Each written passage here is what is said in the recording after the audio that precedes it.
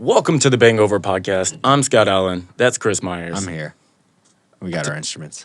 Again. Yep. And hopefully forever. Yep. We're going to keep doing it like this until we get a letter, from a lawyer, from a label. Today's episode is the 25th anniversary of Alice in Chains' self-titled. Mm-hmm.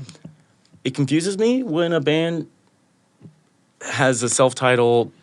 later on. Later on, like 5 albums. Yeah. I'm so lost. Did Slipknot do that? No.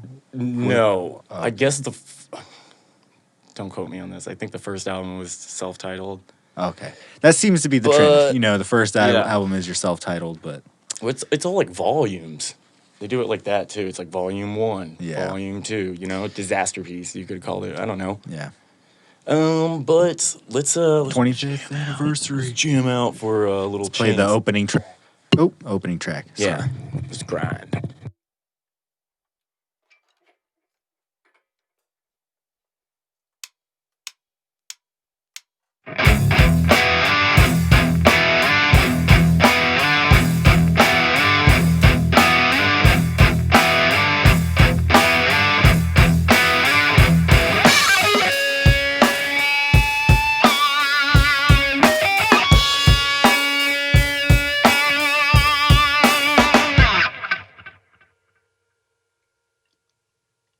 And click it back on. I gotta remember to do that. Did I play it enough times? I think so. I don't know. Yeah, without having the backing track. Yeah, it's kind of... You know what I mean? If anyone's interested in the Austin area that would like to do this with us on some of their favorite albums, bass, vocals. Additional guitar. Play the drums is something maybe I can't, and I will attempt to buy like a tambourine or a triangle or something just to be a part of it.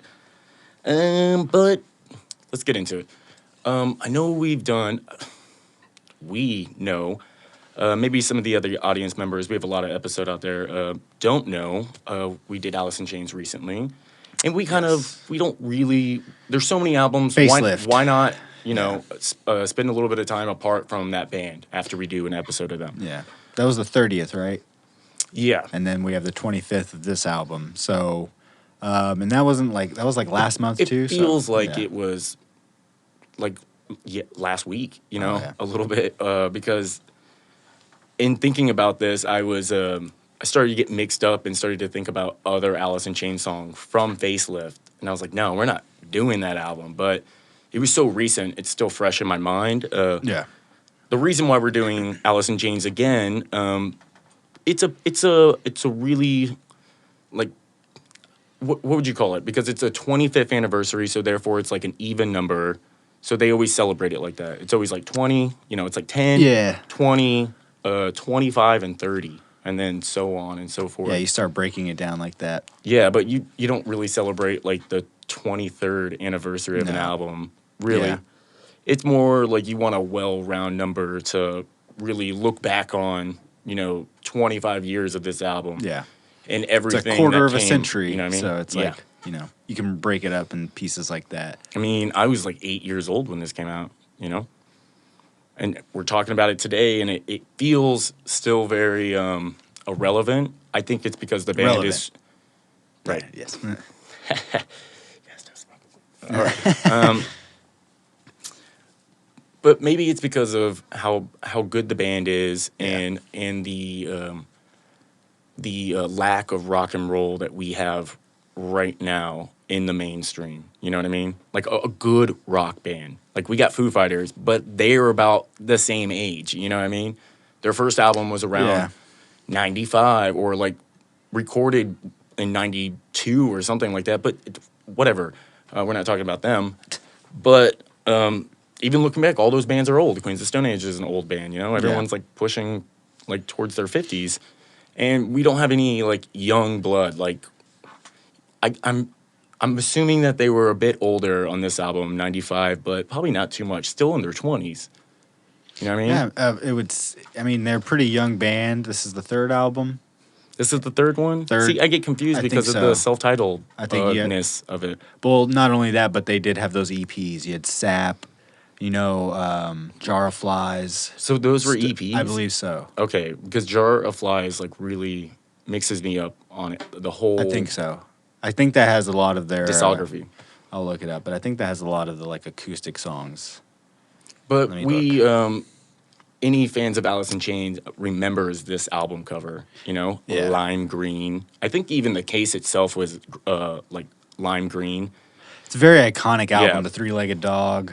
I know. Just looking at it, it makes me feel like this is gonna sound sad, but it's like it's a picture of Lane Stanley. Wow. Just that dog looks like it's on its last leg, pretty much. Is that a bad joke? Is that corny? On its last leg, yeah. On its last 3 legs. Jar of Flies is their third EP, and it has only like 7 songs and a bunch of like the acoustic stuff. No Excuses, I Stay Away, Don't Follow. So like a lot of Okay. a lot of those songs. But So again, they did 3 EPs, 3 studio albums. If you go and you look them up, you're gonna be like, oh my god! Or you go to like the record store, you see a lot of their albums. yeah. But it's really only 3 albums. Mm. And then, but that's 3 albums with Lane, because of course the band did progress. We've talked about it in the last episode. We kind of already deep dived into like the history of the band a little bit. From that last episode, they only put out Dirt as far as main studio albums. So that's it. Facelift, Dirt, and self-titled. Yeah. And it's done. Yeah. Why does it? Yeah, it does feel like there is more. Just look like standing back and looking at it. I'm a fan of Alice in Chains, but I never like really deep dive too much into it because I think when I had Alice in Chains, growing up, it was at this point almost a little exploited. You know what I mean? Where it's like you're gonna hear these songs like Rooster all the time. Yeah. You know what I mean? Yeah. And like any alternative station is just gonna milk the shit out of these songs, Yeah. and they're supposed to be like all about like it's so like meaningful and there's so much emotion. And when I was younger, that I didn't want any music like that around. I wanted something aggressive in my face, like the music that I needed the music that reflected the way I felt. Yeah. You know what I mean? Yeah. I mean, I don't know. But these songs still groove. There's some awesome heavy hitters. I always remember the awesome like heavy songs of Alice in Chains. The first time you heard this, was that the radio, the sort of poppier, the... I think it was like I forgot what our one of my first friends, the Wes, Facelift, Facelift. my friend Wesley Yeah. Miller, really introduced me to a lot of like the grunge, like the Nirvana. What was the first in Alice in Chains. Chains album? I can't even think about it because it's like Jar of Flies. It's like, or it's, talking about the Unplugged. That was already like a really popular album by the time like I was getting into them. That was kind of what got me into them. The music was already dead by the time I was into it. You Yeah. know what I mean? True. And just overdone a little bit. But that being said, there's always like good deep cuts inside every album. I mean, and then you also had, at some point we did get the new music, the new band, but you did have a lot of, I would say, I don't think they did have a box set, did they? Is there an Alice in Chains box set? I'm trying to think of like if there's a lot of B-sides out there. I know they did a B-sides album, I think. There was like Was the DVD, best of, the greatest hits know? kind of had B-sides on it. Yeah. I feel like they had, like we really did piss poor research on this album. Well, it's not even But, just the album. Like the amount of DVDs they had too. They do, you know what yeah. I mean? It's like live show and then their backstage semantics. Yeah. Which it made the band even better after hearing it. It's like I liked their personality. I liked the fact that they like all lived in the same house when they were starting this band and just like slept on mattresses on the floor and like it was just like 5 dudes in a house just playing all the time. Like Bobby didn't really have a job. Bobby didn't have a job. And just jamming every day and becoming like such a good band because of that, just that time, that focus, and you just start melding with the people around you. And everyone in this band is pretty much legendary, almost known Yeah. by name across the board. Yeah, well, this Don't album do is the that. first also to feature Mike Inez, who is kind of real prominent now. The new bass, or not new, I mean, I guess the this album is the first to feature him on bass. So before that, let me pull it up. Do you know who played bass? Are you? No? All right, let's see. I remember that I forget the drummer's name, and that's shameful for me as a drummer. He was on the not Jar. Well, he was on Jar of Flies as well, Mike Inez. So he technically was, in the band before the album. Okay. But Dirt had somebody else. Let me see who it is real quick. All these guys kind of look alike. So Mike Starr on bass. Did you know Tama was on Dirt? I did not know that. I think I did know that. That's cool. But yeah, Mike Starr was the other bass player, and then Mike Inez is kind of like who's when you see like Alice in Chains live now, or you like kind of picture them and like the whole band, he's like the bass player I recognize with like the long hair, Right. And like I assumed Yeah. he was the original bass player, but I probably said that same thing a month ago when we Yeah. did this. like I think of the the last- Unplugged, him on the Unplugged. Which I hated the Unplugged. I know it's very controversial, but it's just a bunch of guitars, and I don't like acoustic music really. Grandpa guitars.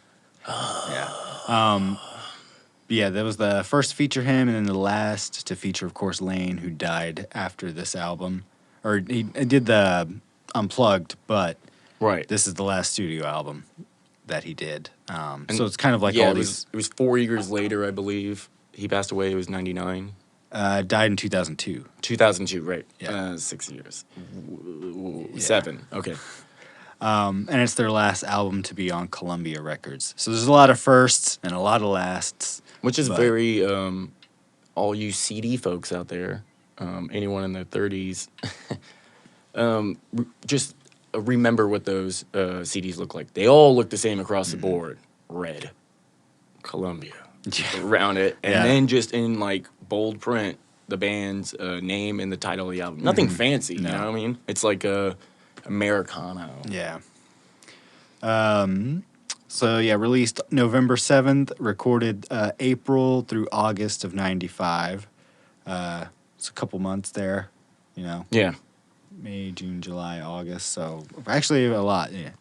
April, May, June, July, August. So almost, half a year recording. I'm sure it was off and on, Yeah. as the band is slowly starting to whittle down, Whittle away, yeah. or just being super busy is another thing too. Tour, Yeah. the Unplugged, like constant guest spots somewhere. You know what I mean? Done at Bad Animals Studio in Seattle, Washington, which it's also known as Studio X. Studio Yeah, X. done basically Cool. everybody you could think of from that area, from Nirvana, Foo Fighters, Soundgarden, Pearl Jam, Audioslave, Aerosmith, Beach Boys, Eddie Vedder, Duff McKagan, Deftones, REM, Radiohead, Soulfly. So Holy shit! yeah, Yeah. pretty legit. It'd be cool people probably running that. Was Soulfly on Columbia at one point? Not sure. I could kind of see that. I mean, it's the whole Slayer thing too. Trying to remember one of those albums, the CD, and the way they looked, and how Columbia. Well, always it did could have been like because Slayer was on American Records, and that's a sub of Columbia, right? I believe so. So that's because theirs would look the same too, like the System of a Down one. And the Danzig. Yeah. And I was thinking that definitely not, Max would not go back to Roadrunner for like another 8 years or something like that, because Simple Terror was still signed to it. I was gonna say Roadrunner definitely had the different album. Yeah. They let you do your own thing, but this album is pretty long. It's over an hour. It's almost 70 minutes long. So 65 yeah, minutes. We picked a bunch of not a bunch of songs, a handful of songs to play from the album, but we picked Sludge Factory. That's 7 minutes Yeah, long. there's a lot of long. We wouldn't long we wouldn't have songs. picked that if we were gonna play the whole thing. No, that's let's for sure. see. Yeah, Sludge Factory 7, Head Creeps 6:30. It's that's a long Frogs song. is 8 minutes. Oh my. and then Over Now is 7 minutes. So these long, even though there's not that many of them, when you add them all up, it starts to bring that grand total. Yeah. They have such good intros to all these songs that's what I always remember. And then it's like in the middle of the song is where I always forget, like, I don't remember this part until it kicks back to like a verse or a chorus. You know what I mean? They have all these in between parts, and it just feels like so like desert rock-ish, or like stoner rock in a way. Yeah, I mean, it could be just stoner metal. You don't have to call it grunge. Of all the grunge bands, this one's like one of those, like, darkest. it's the darkest, but it's kind of like that sound too. Like, it kind of reminds me a little bit of Tad there, here and there, where it's just like dirty. Yeah. It just sounds real like dirt gross sometimes, you know what I mean? But then beautiful. They like, Tad does that All the too, time. where it's like pretty will come through, but then it's always like a song that's just like crunchy and Yeah. And that's another thing when it comes to my flavor of music. It's when any band that really does that kind of turns me off, because it's heavy music, you know what I mean? And to have like these light-hearted like breaks. vocals and breaks, Yeah. like in one of the songs that we're gonna play, like well, yeah, it was Well, even Grind. I was It gonna say Grind has that's that. what I'm thinking. Yeah, and it's like, I don't really like that chorus, to be honest. I know if I was in the band, I'd be like, oh, you know what I mean? It's so 90s. I guess at the time, it didn't feel 90s because it was the 90s. Yeah. So that's kind of where It definitely is that it's Stone hard. Temple Pilots where they cross over into that era when they do that. Yeah. You get that like happy. It's Just kind don't of like the chords that Yeah, they're picking. maybe that's what it is, Yeah, but- it's just, I want it a little bit darker, and still in my life, I'm still like on a bit of a darker path. But Yeah. as the older I get, the more like I'm starting to like these songs more and more. And Appreciate they them or get something. They get stuck in your head so fast, you know? Yeah, they do. You be humming it. That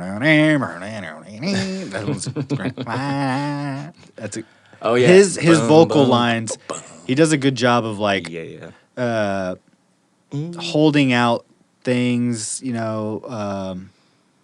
kind of like scat, and he's kind of like making a lot of filler with his voice. He like holds them out and like does these really He's cool. doing Like, the best like lead singer, Yeah. like standalone singer. You know what I mean? but then also you have Jerry who fronts a lot of these songs. I think they have the same voice. I know it's a lot deeper, but he like is able to chameleon like it. Yeah. It hides it. It's pretty not a well. very hard vocal style to nail either. Yeah.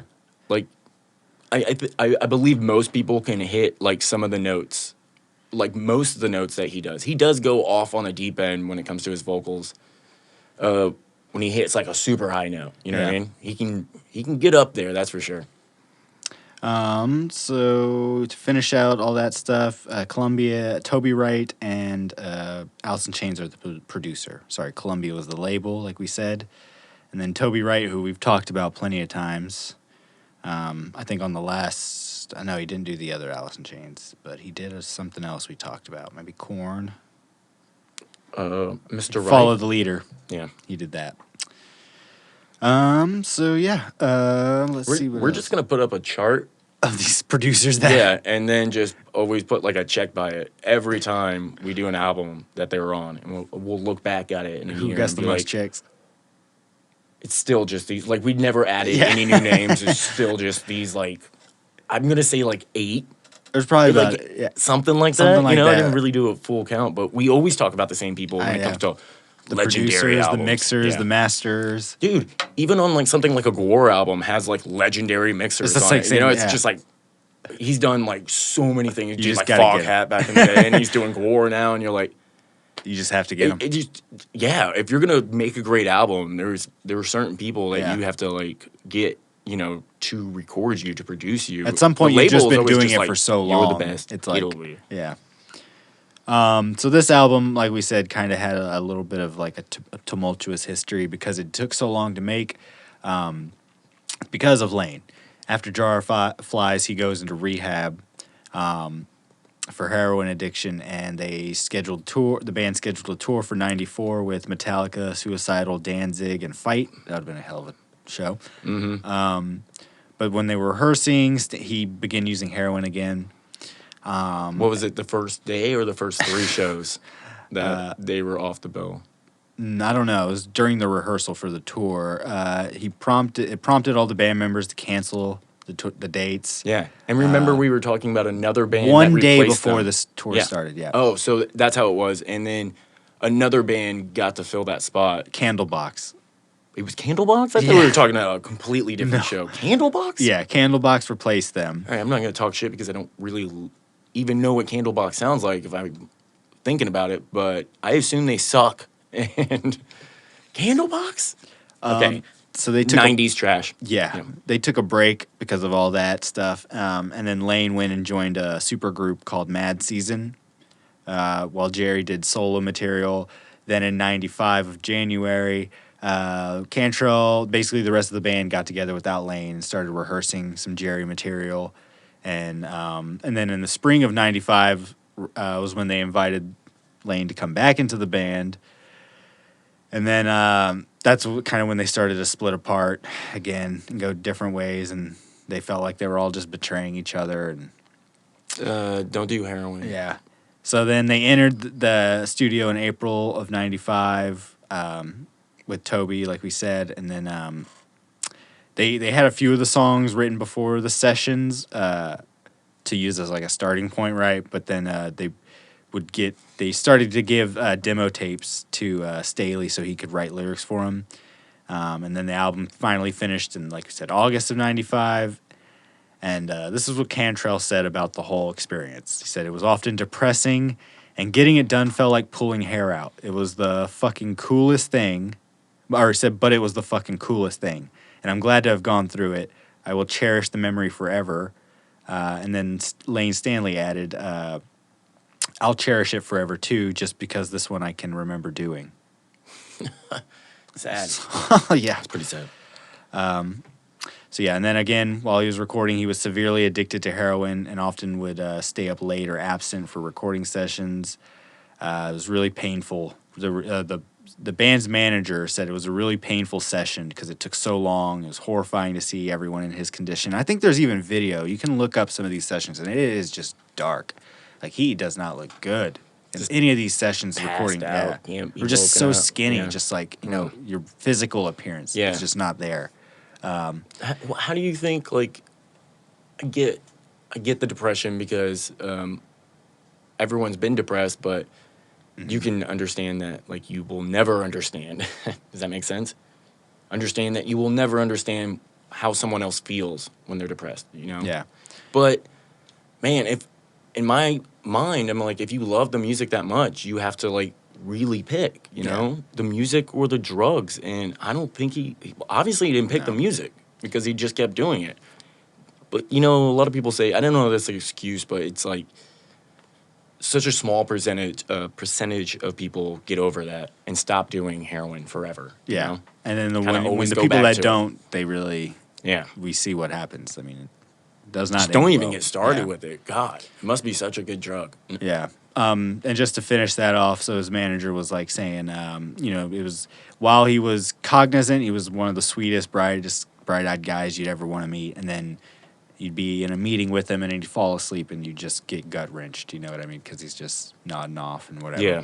And then while they were in the studio, a rough mix of Grind leaked down the radio, started getting all this airplay. And they were like, oh, God. So they had to release the studio. They had to release a studio version. So this demo goes out that probably, who knows what that sounds like. And then they're like, oh, shit, we got to get ahead of this. So they have to pump out the real version so that way people aren't like, this sounds like dog shit.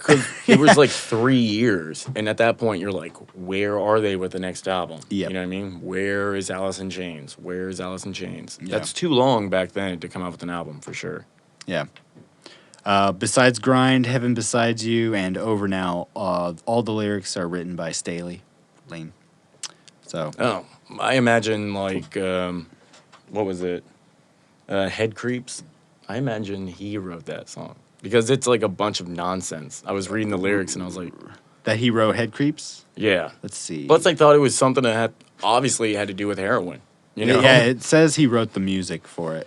And how many times he talks about, like, slapping someone in the face or him getting slapped in the face in this album? Because in Head Creeps, he says, you know, slap me in the face, or I can't remember the rhythm right now, but because there's so many good rhythms on this album. Yes. Where it's like you get lost, and if we're only trying to talk about like 4 songs, we're not going to represent the entire album for sure. So I wish we had like reference points, like again, the audience, so you know, like we didn't really practice this too much when it comes to playing these songs. Well, we could do.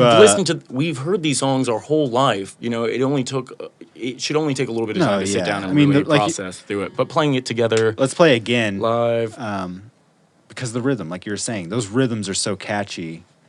Dun, dun, or we could do any part of that song has such great rhythm. You could play any part. There's that breakdown part that's really good. We have, every part of that song yeah, is so good. There's a lot of good rhythms going on. He does that. Ooh, ooh. That part is so good. So we're Yeah. gonna have to play both of those parts. yeah. So we'll do the main verse part, and then we'll do the yeah. breakdown part. Mm-hmm. All right. Give me a little taste.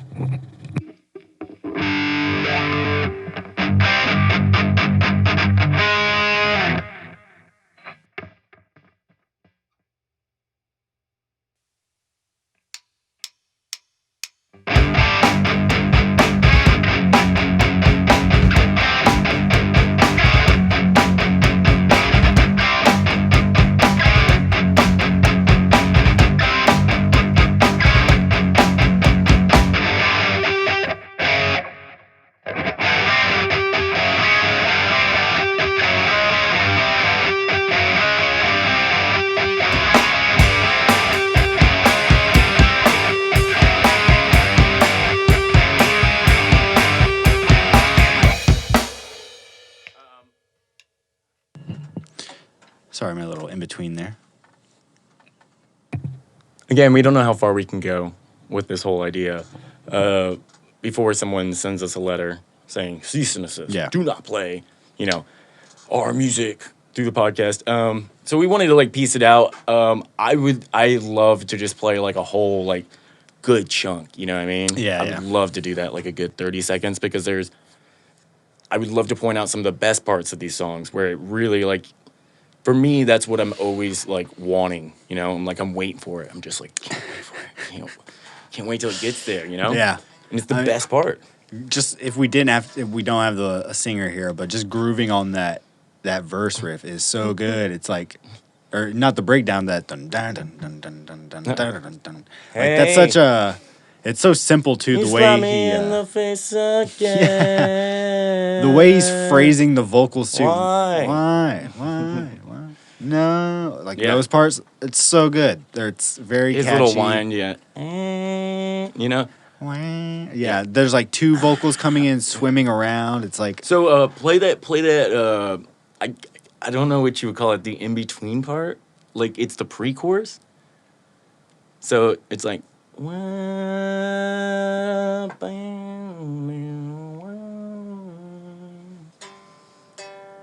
yeah.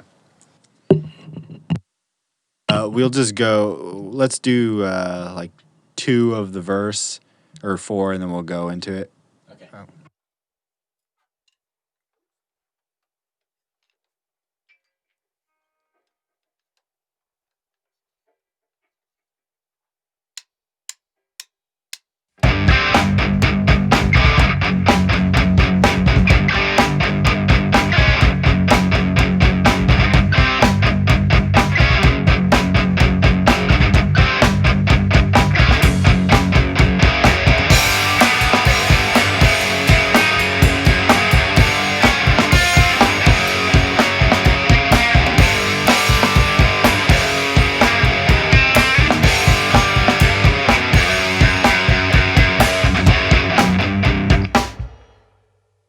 Oh, sorry, I fucked up. I saw a piece of your stick fly out here, and it distracted me. I was like, "Whoa, what was that?" I know, but the show must go on. Yes. Happens. Even Yes. when you do have a brand new pair of sticks, sometimes That was you my just bad. That was my bad. I was like distracted. sometimes you just get like a flawed stick. Most of the time, a stick will like whittle down to like a toothpick. Oh, did you actually break it? Oh, snap. I didn't even see that. I just saw a little chunk. I was like, oh. Great for taking out vampires. Just like, oh yeah, vampire. See, this is why Drumstick. smart you roll with some backups right I there. want to be able to reach over here and grab one because I don't want to stop because I broke a stick. I break a lot of sticks. Yeah. You know what I mean? Not a lot of sticks, but it happens. Yeah, I mean, It happens. you're beating a drum set with wood, so I mean, it's gonna break. Same with Yeah. guitar strings; they're gonna break. So you just plan for it. But So it's probably because I was like I like to do a lot of rim shots over here, like on the floor toms, to really get it to like click. You know, it's like blah, like to really emphasize like a snap. You know, so Yes. you kind of do a rim shot on the edge of this. I know I'm gonna destroy this rim, and you can kind of hear it. It really fucks with the tuning a lot too. 6 lug drums. It's not very expensive. I can replace it fairly cheap. Probably cheaper than buying a new hoop. For, but I really love doing it like that. Anytime I play the floor tom, and for me, I felt like it was a lot better to do like the triplet or the double, if you will. That For dun- yeah, dun- on the bass drum instead of like on the floor tom. I watched a lot of cover videos. Everyone was always like, doing it there. doing it over here, which is fine, but it really is for me. It sounded more consistent when I was just using the kick drum. Yeah. Because I have matching heads. These hydraulic. They're black. You might not be able to see them, but you can get them in any color. But I also have the bass drum head that matches the floor tom and the one that matches the high tom. So that's the best way to really like get a good drum sound. And, like you can always experiment with it, but to have matching heads on all 3, you know, floor tom, tom tom, and bass drum, you can start to like kind of listen to what really sounds good. Because here's the problem: sometimes the bass guitar is so good, and it follows the drum so well that you don't know if it was a tom or the kick drum or the bass guitar. You know what I mean? So I know there's a part in this song, I believe it's in Sludge Factory, and it's like 3 minutes in, but there's this whole like verse where it's like I couldn't figure out like if it was like he was doing a lot of like tricky tom work because I was like, wow, that's really Well, really hard to like this swing guy- back over there and get back on that hi-hat. This You know guy what I does mean? a lot of that type stuff in the unplugged, and then also, you know, you can kind of see him do this whole spiel there, like Yeah. compensating for like a real set, doing tom work and stuff, because he's playing on like kind of a mixed down set. I think it's like one of those smaller. Drum set? Yeah, I think I'm he not has sure this- what he's playing. The same amount of toms as me, if not maybe Yeah. one extra one. I mean, like a what are they called? Like a jam set, like one of those small ones. Yeah. I don't know if he had a full set on stage. When you saw him? No, just the unplugged. Oh yeah, well probably. That's what but like and during that he's having to compensate. kit. Yes, and like a cocktail kit. yes, and like there's different because he does a lot of stuff on the toms. You know what I mean? All the Like, time. What's that other song? But the bass guitar Head is Creeps. Yeah, exactly. But That's the bass all. guitar is very. It manipulates the way it sounds. So yeah, on Head Creeps as well. Like looking up that pattern. Yeah, Like that's it feels like you need 3 hands when you listen to it because you can hear all these high and low toms in the middle of him still playing the hi-hat. So you really Yeah. got to think like maybe in the recording session it was 2 tracks, or maybe the bass guitar is literally almost the same tune, like tuning wise, as the floor toms. You know what I mean? It's something that they did, maybe lined it up, or there's 2 tracks. I could see you having 2 tracks to fill in time. Bass or fill in really part. does cut through on Yeah. like But he's got. he can keep it really low Yeah. too, you know. But you can hear it so well. I It think just, it's like, maybe raises. the live thing that low. emphasizes it because again, this album, while it being like a 4-piece band, it's kind of a 3-piece. You know, they're like one of those like live. They're just like a powerful Right. 3-piece. I said there was like 5 people earlier in this band, but there was only 4, right? Yeah, you got Did sometimes a guitar player show up, like a Pat Smear or something? so you got Lane Stanley. Oz. He did guitar parts on rhythm guitar on Head Creeps and on Brush Away, but then Jerry. He used to play guitar live, like I don't- here and there. I think here and there because now their new singer We'll do that. he does play guitar. He probably So- that's probably what they intended to do, and he just couldn't do heroin, sing, and yeah, and play play guitar. guitar. Yeah. Can't juggle that many things. Yeah, Mike Inez on bass, Sean Kinney on drums. Sean Kinney, I'll never forget your name again. Sean Kinney. Sean. Yeah, Toby Wright did a lot. He basically produced it, recorded it, mixed it. He had a lot of assistants. There was Tom Nellen and Sam Hofstede and John Seymour. Mastered by Stephen Marcuson. And let's see what else. He's done... let's see. He's done Nirvana, Frank Zappa, Beck, Barbra Streisand, Tom Petty, Chili Peppers, Just a Counting random Crows. short. Yeah. Yeah. Let's see, artwork by Sean Kinney. So he did the artwork guide for that. Artwork direction, Mary Maurer. The photography too. I think that was actually a real dog that they auditioned. They got a. Yeah. We need a dog to just look as sad as possible. Yeah. It was inspired by a I hope he's not really sad. This three-legged dog named Tripod used to terrorize the drummer when he was a kid, and so he would chase him around during his work, and so he designed the artwork based on that memory. And so this guy Rocky Shenek photographed a three-legged dog for the album at a playground near L.A. in '95. Oh, he was a street dog, probably. And then they did a casting for a three-legged dog, but they ended up choosing The picture that was taken off the street. a fax with the image because of the three-legged dog. They thought it looked grittier. Yeah. Yeah. They were right. Yeah, were you going to put it behind a green screen? No. Especially with 90s technology? No. The bass or Sean Kinney was pissed because they spent all this money for the photo shoot and didn't even use any of the pictures for the album. It was a dumb idea. You should have just had someone taking random pictures of dogs on the streets. Yeah. Waste money on that? God damn, that's just how they did shit back then, you know what I mean? Yeah. That was the approach. Here's $500,000 for a music video. Go. Why would you need that much money for a music video? It's $500,000. What are you doing? Yeah. I mean, I can see what you can do with it, but 3 minutes. It's like 3 minutes and 30 seconds. They also did some really cool stuff with the marketing of the album with the compact disc. As you know, it's got this yellow kind of disc. So they did 3 versions. There's a purple transparent case. Okay. With a translucent green spine. There's one with the color scheme reversed. And then a monochrome version. The purple jewel case one is out of print, and the yellow-green edition is now a rarity. Going home and I'm looking on the CD shelf. I'm like, which Yeah, one do I we know. got? I think Which you one or do we got? Justin had that yellow one. Someone did. Yep. Someone did. I remember seeing that shit. I remember taking out the spine. Yeah.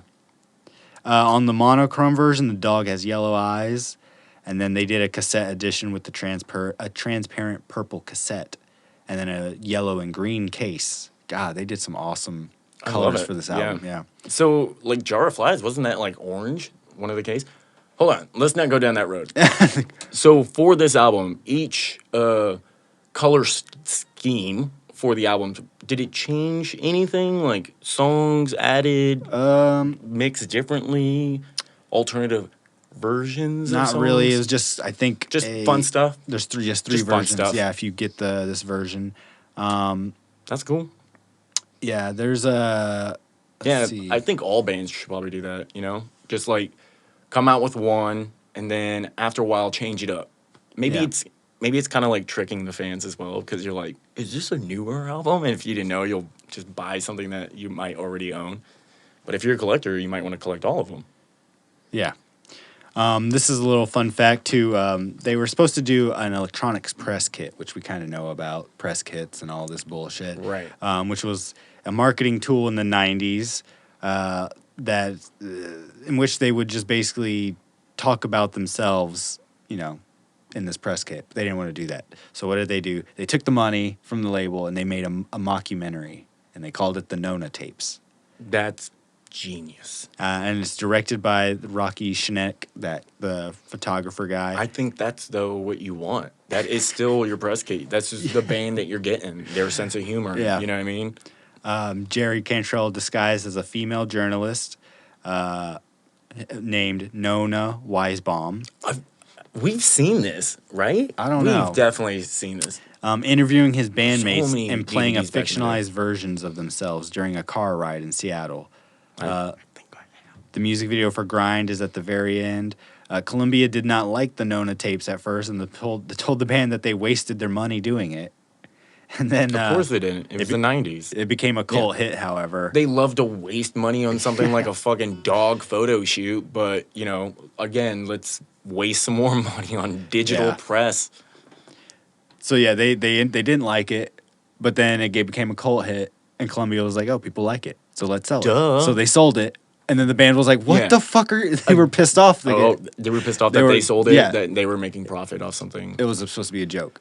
So now... They should still be like, hell yeah. And then, in 2006, in 1995 of December, it was released on VHS. And then in 2006, it was released on DVD as a bonus in the Essential Alice in Chains collection. You don't own this? So, the DVD? Yeah. I don't have any Alice in Chains box set. I wish. Someone did. Yep. Someone owned all the DVDs. Yep. Might be Justin. Shout out Justin McIrwin. So, reviews. The album did pretty well. Not as good as Dirt. How can it? Yeah, it was pretty favorable. Like, this is one of those albums where they were, like, again, going back and experimenting, doing pretty long songs, like some Black Sabbath shit, you know what I mean? And I bet the next album will be more stripped. Yeah. And you just got to keep, you know, innovating. Did I say that right? Innovating. That song, Shamin' You, sounds like it's very, like, classic rock. It has, like, Joe Walsh / like, Eagles kind of feel, where it just kind of, like, has this classic rock feel. And I think, what is it? Compared to Dirt, a lot of these songs are really, like, kind of broken down, simplified in that sense. They're just kind of like blues riffs. But they were almost. long with a big order form behind it. So they took that and, if it's going to have this big order, this long, you know... 8-minute epic thing, then maybe it's a good idea to kind of make the verse and the chorus kind of easy. Yeah. So, that's... let's see what else they got. They were nominated for a Grammy for Grind and Again. But they did not win, and the music video for Again was nominated at the MTV Music Video Awards. Yeah, that makes sense. That song is just so addicting. Again, you know, it's the best song. I mean, as we were playing that riff, the riff, every part of it, every part. Like, oh my god. Obviously, I think after this, we're gonna learn that song all the way through. Probably, because that's it's a good one of those, like, if you played it live, it gets you bumped. It's a deep cut. Yeah, not really, because it was one of the singles. It is, in a sense. It's like one of those mid-level, like, they're not, but it's not blaring like, it on the radio all the time. Like Heaven Beside You. Yeah. You know? Which I like that song, but it is so lighthearted, you know? It sounds like the acoustic version. Yeah. That's what it sounds like. So you said the Unplugged was before this. So the Unplugged was after it. But they... a lot of these songs are kind of like they're not unplugged in the complete sense, but they do make that transition very well. Like Sludge Factory. Yeah. You know? It's just taking away the distortion. It's taken away, yeah. And then even that one song we were just mentioning, Heaven Besides You. Yeah. That fits that acoustic damn, and do what you want, damn. It's such an iconic song. Yeah. But it's like, it's one of the songs that it can deter fans. Like, people that are like... Your hardcores. But it could also gain you some people. Like, that's the one song I would play for somebody that's like... But it's like, God damn it. I love when they really get into the chorus. Like, that's what you want. Because I remember listening to that and watching that music video when I was a kid, like, over and over again. That and I like the bridge you to know, that part because it gets real dark and so there's something yeah, in your life that's fucked up or whatever. yeah. It But then it gets real nice and breaks and they get that real space part. I would love to Boom, hear boom. like a band that has a little bit of a darker tone to them Yeah. cover this song, like Deftones. Please, That's what I've that would always be very liked interesting. about Alice in Deftones, Chains. please About do this. them being this grunge band is they were like we were saying the But they darker. could be like because it was at one point still like glam. You know, that's At where these some high pitched yeah they vocals come from. You and know, and those it's more Lane yeah Stanley that's like I'm a it is a blues little bit guitar player. glam here and there Yeah. yeah But it's just the time, you know. It's the yeah time frame. It's like your glam or thrash, you know. But yeah then, you know, grunge changed everything. yeah So they would say, you want to take a little bit of a break? I'm going to set up a little camera over here. oh okay Yeah, and then we'll come back and just probably play. yeah Won't talk it up too much. yeah Give we'll the we'll fans- finish up on some maybe Good- fun facts and some ending Yeah. thoughts. So we'll be right back.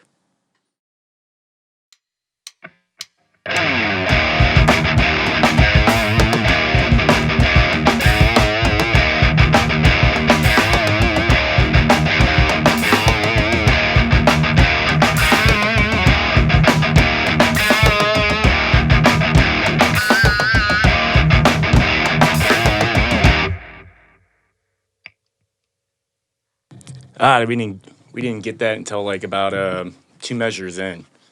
Yeah. It's the drums hold down the rhythm there, and I keep thinking about fucking Sick Man. You know what I mean? Similar beat, similar drum beat. You know, sick man, sick man, sick man. Dun dun dun dun dun dun dun dun dun dun. Yeah. So oh my god, you know, Yeah. I love those drum beats that he does. Maybe that's why he's one of the best drummers of you know a decade of a century of our time. For like Almost. the guitars are always doing like simple. I don't want to say like easy, but they're not doing crazy, you know, because they're songwriters. They're Right. writing these songs, and so like the drums, especially, they're something that He's on another level Yeah. because it's how he approaches it. You know, anyone could have just done the backbeat, the most basic part of this song, but he really just adds in all the things like your Danny Carey's, like your who's the drummer from Deftones? oh shit, Abe Cunningham, I think. I think you're right there. Yeah. Same thing with him. You know, it's like that's what makes a good drummer is like adding that flavor, having control over all of it, and knowing like when to be on the backbeat, and just he does it so well. I think that's what really it is. If I could break it down in layman's terms, that when it comes to those really groovy parts, he could be on the backbeat, you know, just holding it down. But there's times where he's on he's on top of the beat, where the bass drum like moves it up and it changes the dynamic of the song without the guitar or the bass really changing Yeah. their parts. You know what I mean? He really knows how to manipulate it in so many ways. Maybe because you were saying, you know, that 3-piece dynamic where everyone in the band just has to be phenomenal. yeah. You know, there's no hiding anywhere. So like yeah, when Jerry there's a lot of leads. You know what I mean? Jerry's a lead guitar player. So like there's a lot of times that he's taking the front and it becomes a what was the last band we talked about that was kind of like this with the 3-piece and then Anthrax? maybe I don't know. I've been listening to also a lot of Van Halen lately and that's another thing where like We talked about that. Yeah. Not on a podcast, but you yeah, know. where like he'll drop like live. It's a 3-piece, and there's a lot of leads that happen. So like you really need that bass guitar to come through. Right. But like that's where on an album you have a choice when you make an album. Do you double up guitar, and you know, Black Sabbath it, where like there's 2 guitars at times, and you know, or I think they actually did it. They were the ones that maybe that's who I'm talking about. Didn't we do a Sabbath album recently? Or Ozzy or something. I don't know. But they do that too where like the recording sometimes they'll have 2, but sometimes they don't. And it just depends on the song, but also like live, it's gonna bring context to stuff. Rage Against the Machine, that's another one. That might be the one that we did. Right. Yeah. Where Now it's coming back. yeah, to it's us. coming back. Yeah. Whenever there's a solo, whenever Tom drops out and does a solo on the album, there's no backing guitar. No. It's exactly how it's going to be live, how they do it on the album. You know? Yeah. And it's like what's filling it out is that super chunky bass if it needs to, and he does some weird shit. But That's not the case when it comes to Alice in Chains because there was those backing tracks. they did you know? add all this more structure to not Yeah. structure, but like context to the song. There's parts that it's hard for us to play. Yeah. Like that beginning The of Head beginning, Crew, yeah. You know? Or not, Grind. You know? Grind. We can't- Grind is a great example. You need to have those two guitars. You need that whiny guitar, you know, in the background. And at least, like, you can get away with it if there was just a bass. Yeah. Dun, dun, dun, And it's really, when it comes to making an album, it's, it might be good to, like, really go in there and add in, like, you know, like, two drums, like two drum tracks, because I really feel like Head Creep is two drum tracks. Yeah. If not, then the bass player is just really right there with it. But I hear him do a lot of hi-hat work on it. But also how do you get your hands? And I was thinking, Well, maybe he's got his his feet. hi-hat over here. Maybe he has his hi-hat over there. Two hi-hats. Maybe he has two hi-hats. Yeah. You know? I can see that a lot. Drummers do that a lot too. Yeah, you can. I think you can really, like, figure it out if you wanted to go in there and break it down and maybe find an isolated track. I haven't heard it. If there is one, please send Yeah. it to me because I'm curious on what that sounds Or like even by itself. find them playing it live. Go Yeah. find like a good recorded Alice in Chains. Yeah, I feel like I need Song. like a floor Or tom, video version. like just another floor tom right over here by my hi-hat to Yeah. kind of be able to quickly come over there and do those tom parts. Yeah. It's awesome. I love it. And I was like, I don't know if we're going to be able to do this song because I don't know if I can learn it. But the pattern, how I do it, you can make it pretty simple. Just, Yeah. you know, do the hiss, you know. I think it's The on the hi-hat. 2, yeah.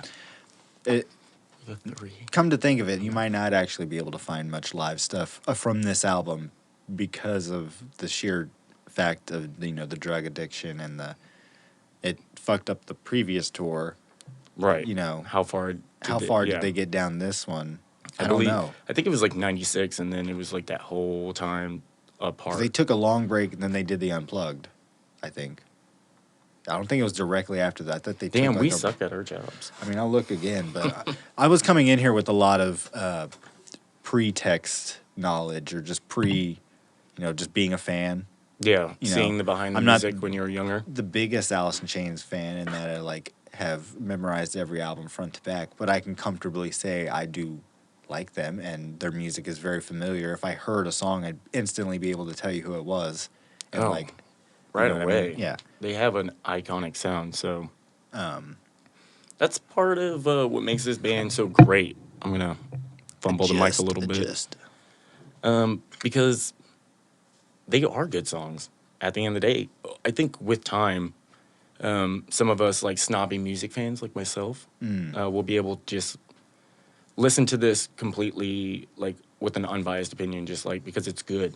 It's just good songs, you know? Yeah. There's a lot that went into these songs, and this is one of those bands that are talked about constantly, you know? Yeah. Can we like talk did you know this little fun fact that like Death, or maybe it was Death Magnetic, was like tributed to Alice in Chains in some ways? I heard this. Huh. Yeah, that they like took a lot of what Alice in Chains did and brought it into their music, I guess, is what they were saying. But that was like the best, you know, out of 20-something years of Metallica, that was the best. We're not talking about Metallica. Go on. Yeah. Well, just a little context for that too, or the Unplugged. They did it in '96 of April, That's what I thought. and it was their first concert in 2.5 years. So they did not tour for this album, I don't think, and I think they were in the middle of, like we said, touring for Dirt or about to tour. Yeah. So that's pretty, 2.5 years of not playing together. I'm They sure do this. I could have found like the new band performing some of these songs Yeah. live, you know? They do have You know, from someone's cell phone in a crowd somewhere. the Metallica kind of connection also comes into play here because he writes, "Friends don't let friends get haircuts." Mike Inez wrote that on his bass, and this was that time that Metallica cut I remember their hair. that. Yeah. So this, Come on. there's a little connection there. And then Jerry Cantrell actually had food poisoning during that performance. He ate a hot dog right before the show, and Damn it! If the band could have went on, they would have been in competition with like Metallica, just every year, just trying to outdo each other, and that could have been good for Metallica. That could have forced Metallica to keep up with shit, you know? Because there was a point where Alice in Chains was like the biggest, you know, like top of the charts, I mean, talked yeah, about there's- everywhere. weren't they in San Andreas, the game? Didn't they have a song in there? I'm sure. I'm trying to think, like, they were in pop culture, like you're saying, like, Yeah. from these 90s grunge bands that broke.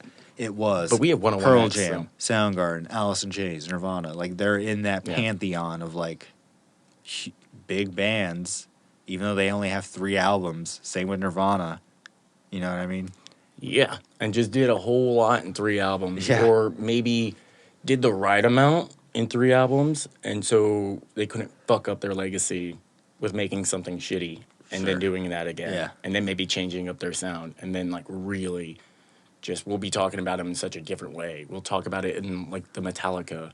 Well, I mean, You know. it's a good look at where they're at now. Yeah, I'm sure the new singer, I cannot remember his name for the life of me right now, but I love him because of Giraffe Tongue Orchestra. yes, but Such I'm a sure good singer. I'm sure the music would still be what it is now, even if Lane was there. Not saying the singer, because I'm sure he contributes music to some extent, but if it's the same band today, you know, I think they would be writing pretty consistently with what they're writing now, and it still sounds like them, but it has taken this like a little bit of a different turn, and maybe you could even say it's.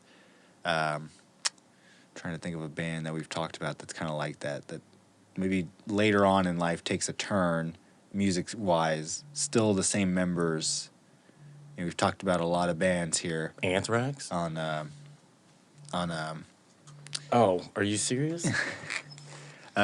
It's on Night Mode. Maybe not Anthrax. I'm trying to remember. We talked about a lot of bands, but yeah, just that whole thing of continuing the band later with maybe a new member, but you still have pretty much the same band, and you know it would be what they sound like because it is that band. Yeah. Maybe it's Well- Audio Slave. That's what we were talking about. The Rage and the Audio Slave. There you I go. don't even feel like that's a real band. Let's compare us into that.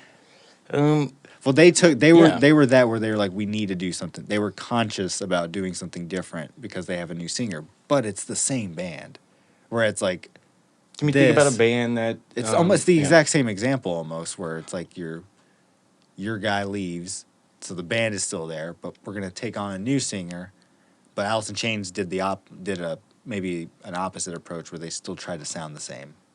They're not starting a new band. It's Yeah. not a new Alice But- in Chains. Given the time frame of being in '95, who knows where their head would have been? 2-3 years later, with hearing shit like Pantera, True. Rising. True. Would they get heavier, or would they try to find a Yeah. different pathway? Where like the Foo Fighters are living, Yeah. and like now we're getting like that type of rock bands like Weezer and shit. And then there's the pop punk. So it's like, where would they live if it could have kept going? You know what I mean? Yeah. And let's just think of it as sometimes things are so like the best things just die young, or just like that's a bad right. He's dead. R.I.P. But that it's good to have something that was short lived, and sometimes a band's not supposed to go on forever. Sometimes you're supposed to come out and make your point or play the music that you wanted to play, and then just end done, it because you don't want to do it for 50 years. You know what I Yeah. mean? You don't want to go 25 years of just being in the same band. You might want to go and create other projects, and have a huge catalog behind you of so many things, because maybe you can stretch out an idea too far, and just having time in between. I would say, like, if you were bringing up bands that kind of like change their sound, I would kind of say like Deftones, you know what I mean? where they kind of like, yes, they sound the same, but they obviously they pulled away from like the whole like rap kind of hip hop thing that, and sometimes it's in like their old albums like Adrenaline, and we talked about White Pony, where like it was only because of the time that they lived in that they used that yeah. shit, and then now later on they don't. That's Yeah. how Korn is as well. Korn sounds Yeah. like modern day Korn sounds like the cover band that they made up in Queen of the Damned. Like that's what they sound like. It's kind of like goth rock, if you will. Yeah, I'm not. yeah. I'm not sure how to. No, I'm really bad when it comes to like putting things in subgenres. It is that at a certain point, like you are playing the music of your time, or it's what is influencing you, and just all that, kind of like we were speaking of in the beginning, where they sound like this because that was the '90s. Right. What Sound would like this because they come from Seattle, and then Yes. we can go ahead and just state the pure fact that there was no bands that went through Seattle to tour back in like the 80s or the early 90s. And the drugs in Seattle, it gives it that depressing sound. Well, the and that- rain, yeah, it all being of that, cloudy yeah. all the time. But it's why all these bands were created in the Yeah. first place, is because there was no bands that came through there. So a Yes. music scene arose because of it. That's Duff McKagan, I think, is part of that reason, because he would play all these shows, and that was like, I don't know. There's a whole story. We'll probably get into a Guns N' Roses episode about it, but he like helped all these bands out because he was the one that was like knew all the promoters, because he like would go to shows, so he would plot out like Guns N' Roses' tour. So he like was one of the like guys that got that whole, started bringing the California bands. They were kind of. Because he's from there, so he comes down here and he knows all those promoters and stuff. So he already has hookups. Yeah, I think I'm late for something. yeah. So yeah, just let's finish up on some stuff here. We'll wrap up. The lyrics super depressing. My do MVP here. I'll have to say it's either Jerry or that Toby Wright dude, because he pretty much did everything. He produced it, recorded it, mixed it. But then you also had, Jerry doing a lot of stuff. Yeah. Pretty much is Alice in Chains to an extent. The majority of lyrics, majority of songwriting, you know what I mean? The tone, the sound, all of that, yeah. Or were you saying Lane or Jerry? Jerry. Yes, Jerry. That's what I was saying too. It's definitely. Just gotta make your text. No. Let's see. Anything else here?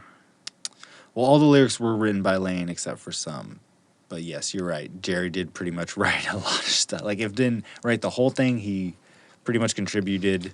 I noticed that when I was looking at the back of albums, they would always list that. And Lane really would write like one or two songs, on every album. Yeah. So yeah, I mean, again, classic album. I really suggest everybody listen to it, because it doesn't, while it being like a classic album, it doesn't have the radio hits that quite like Dirt or. I guess you could say it's a lot darker. Unplugged. It's darker and heavier in a lot of ways than most of their albums. But also more cognizant too, kind of. Being that he's soberish during the making of it, you know what I mean?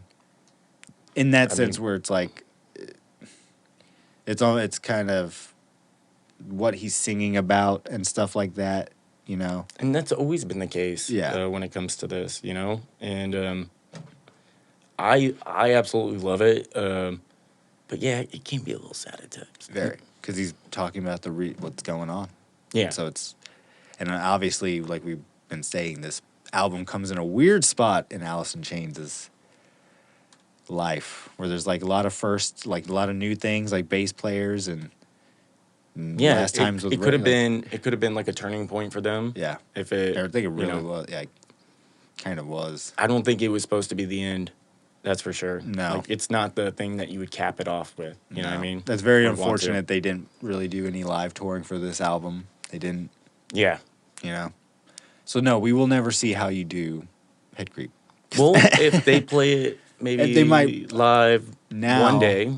It's kind of if we ever get back to touring. Obscure, like, hidden gem I think songs. I can like scrub a little bit on the internet to maybe find, you A know, version, yeah, a new version. because Oh shit! he's known for this. That's what Yeah. makes him legendary, you know. I'm dropping everything here. I need to get a Wow. stand, another stand. Yeah, we apologize for all the complications on this episode. I got people calling me. Yeah. Where you at? I'm like, We're record. actually streaming it for the first time, so that's Right. new too. It takes a little bit of time. It takes time. A We've little been bit of time. getting them pumped out. And man, we should have just been playing a lot more songs. Yeah, we got one more to end on. I mean, don't we want to play like the pre-chorus, if you will, of Head Creep? Which is that part? The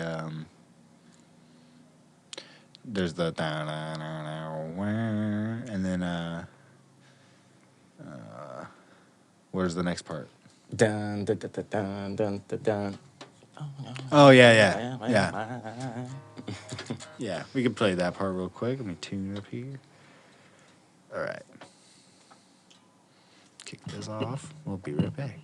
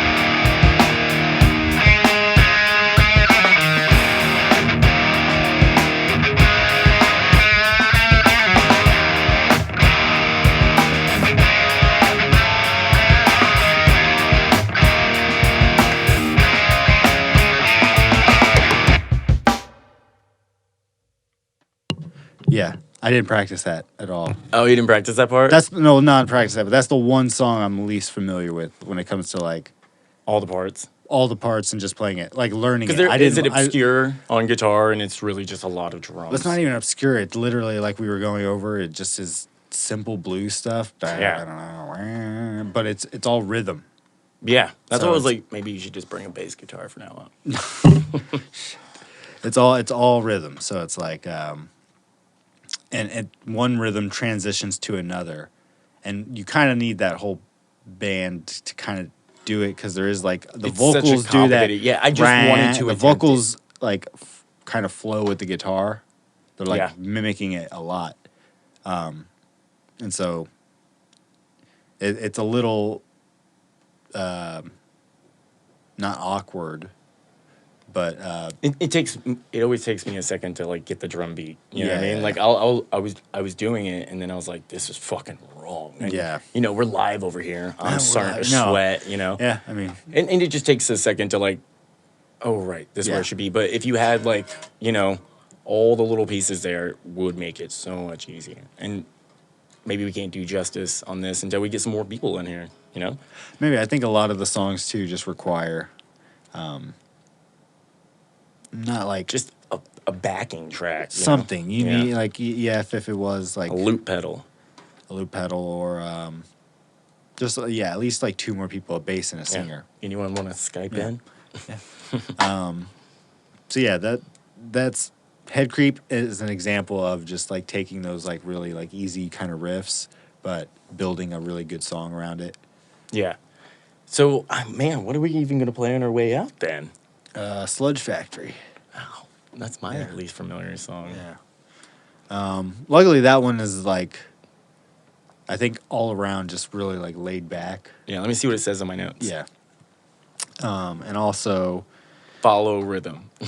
Follow the rhythm. So it just follows the guitar track. yeah, that dun dun dun, and then there's a lot of space. Yeah.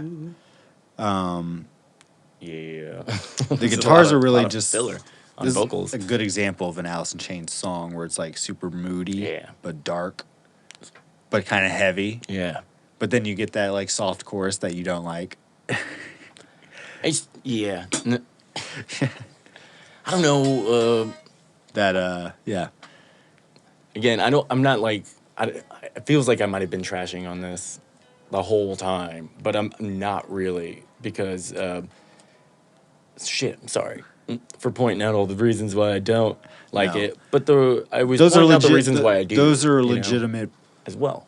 points, but I mean, it's you can. Those are, you know. Well, we have like a lot of friends that are just like, But and that's what- bandmates that are like, I don't listen to Alice in Chains. Exactly, you know? and that's probably why is because like they do have like really kick ass songs like we listen to Yeah. on Facelift that are like, I think underground, don't get much appreciation. Shit, what's that one song on here that I cannot think of it, but it's like kind of like country, not countryish, but it's a rock and roll that do do do do do do. Yeah. It was- It was a bit obscure. I'm not a good singer, but Yeah. that song, I, you know, fuck. yeah. It's such a Do, detailed do, do, album that it's like There's we a might have to come back to it a year from now and be like, just Yeah. redemption episode. I think they get kind of like the Pantera thing. They just get a lot of shit from the mainstream because of like the songs. Get a lush, yeah. So then it becomes like, oh, they get boxed into this like thing that really like, yes, they do these, acoustic songs and happy-ish choruses, but that's because the rest of the damn song sounds so goddamn depressing. It's like, I don't know. Yeah, the drums. At some point, the you drums make need- it very uplifting. Yeah. I think when Like, it comes to those cool. The drum lyrical beats. content and the tone of Jerry's guitar, it all at some point. But then there's also like the playful trickiness of the vocals, Yeah. where it's like, Yeah. like, dude, I want to believe there was just him like doing that in the studio, and they didn't even need to like create like He just these was- weird backing tracks to like kind of echo Play back with and forth or yeah. whatever they did to get that sound. But I love it, Yeah. and that's probably what gets stuck in my head the most. It's like I love the bass, I love the guitar, but really the drums and the vocals on this just match up so well. You know what I mean? Yeah. It's just so tasty across the board. Please follow us on all social media platforms, or just one. Which one you want to go with, YouTube or Spotify? I'll go with YouTube at BANGover Productions /YouTube, or the other way around, YouTube /BANGover Productions. Type in BANGover Productions. Yeah. And Instagram at BANGover Productions, Facebook at ATX. We got all. If you're watching yeah. the video, we have video pointing at you. There's I'm pointing at the screen over here, but video. There's on the bottom, right there. There's all of the link. It has all our stuff. We got our Venmo That's already information. there. I'm retarded. Yeah, Right here our on the screen. Facebook, Instagram, and YouTube are basically at BANGover Productions. They're all one. And then Venmo's at BANGover ATX. We should have been BANGover ATX across the board, but Yeah. another conversation for another time. Yeah. If any local Austin bands are listening to this, we're recording this in our new studio, the Manslaughter Studio. We should like have hooks hanging from like the ceiling, like Hellraiser? like a butcher shop or something. Hellraiser? Yeah. Okay. Like where your head's at. Okay. Okay, we'll talk about this after we're done. That's where the Christmas lights will hang. Yeah, I still have those props from Meat- Halloween, meat so hooks. Yeah, there you go. you know, If it didn't fuck with the sound, all of that would be really cool. you can get plastic chains, but they were more expensive than real you get chains. foam. If we get foam body parts and chains and stuff, there you go. Well, you might see a chain, some change around here. Yeah, but if anyone's interested in No. rehearsal space, recording, we can do all that, mixing and mastering, if you like. We can do it here. We can go somewhere that you might want to go and record. We can mobilize, Yeah. strategize, and get you a great sounding demo. Yeah. Man, I'm so hungry right now. We gotta go. As well as like music videos, live stream, and We will facilitate a lot. We're or if you trying have a to get it, podcast so, yeah. idea, you know, and you're curious about how we do it, let us know, and we'll let you in on little tips and tricks that helped us out when it came to the right equipment, the approach, the right provider, if you will. Or you come to us, we'll record you and just give you a flash drive at the end of it. All done. So, damn, Sludge Factory. I need like reference points. I wish. Yeah. See, If we had the tunes that we could, like, let's just be on listen, Spotify. like, without Let's the just be on audience here. Spotify. Yeah. That dun, dun, dun, dun. All right. Well, thanks for listening.